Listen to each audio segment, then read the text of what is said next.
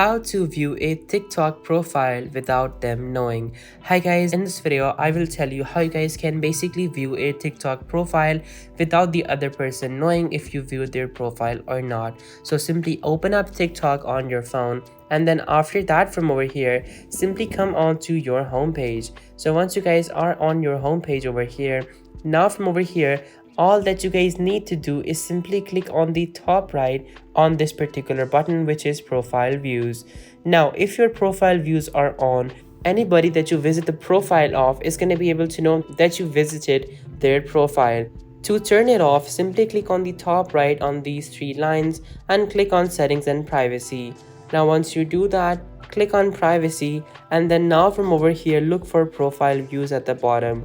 Click on that and simply turn off profile views, and nobody's gonna be able to know that you guys visited their profile or not. So guys, that is how easy it is for you guys to actually turn off profile views and not let anyone know that you visited their profile. So guys, this was the video. Be sure to like, subscribe and share. Till next time, goodbye.